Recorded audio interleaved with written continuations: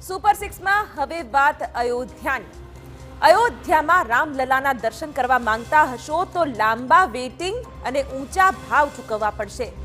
વાત એમ છે કે અમદાવાદથી અયોધ્યા માટેની ટ્રેનમાં એપ્રિલ મહિનાના અંતિમ સપ્તાહ સુધી વેઇટિંગ છે, કેમ કે 17 એપ્રિલે રામનવમી છે અને તે અગાઉના 2 દિવસમાં વેઇટિંગ લિસ્ટ 180 થી વધુ છે।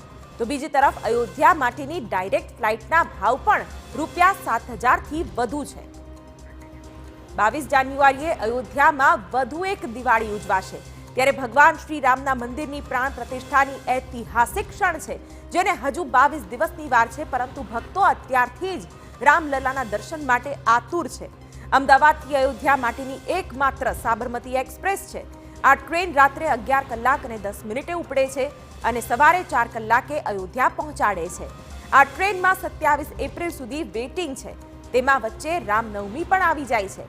તો મે મહિનામાં વેકેશન હશે ત્યારે આ વેઇટિંગ વધે તો નવાઈ નહીં। કદાચ ભારે ધસારાના લીધે અમદાવાદ અયોધ્યા વચ્ચે વધુ એક નવી ટ્રેન પણ જાહેર થઈ શકે છે। તો આ જ પ્રકારની સ્થિતિ ફ્લાઇટ્સમાં પણ છે। અમદાવાદથી અયોધ્યા વચ્ચે ડાયરેક્ટ ફ્લાઇટ શરૂ થવાની છે, જેમાં એરફેર ₹7,000 છે। આ એરફેર આગામી દિવસોમાં 10,000 સુધી થઈ જાય તેવી સંભાવના છે। બીજી તરફ વન સ્ટોપ સાથેનું અમદાવાદ અયોધ્યા એરફેર ₹20,000 થઈ ગયું છે।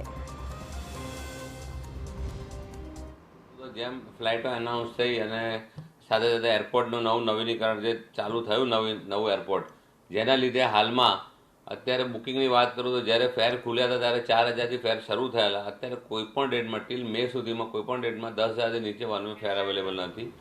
આ ઉપરાંત બીજી વાત કરું કે અયોધ્યાની સાથે ટ્રેનો, તો અત્યારે જે રૂટીન ટ્રેનો મૂકેલી હતી તમામ ટ્રેનો અત્યારે વેઇટિંગ લિસ્ટ આવી ગયું છે, લાંબુ વેઇટિંગ છે અને જેને લીધે પ્રવાસીઓ માટે મુશ્કેલી છે। હા, સરકારે એટલું સારું કર્યું છે કે સ્પેશિયલ ટ્રેનોની જાહેરાત બી કરી છે કે અમદાવાદથી સુરતથી સ્પેશિયલ ટ્રેન અયોધ્યા જવાની છે, પણ એનો લાભ તમને પ્રવાસીઓને લગભગ માર્ચ એન્ડ પછી જ મળશે। તો આ તરફ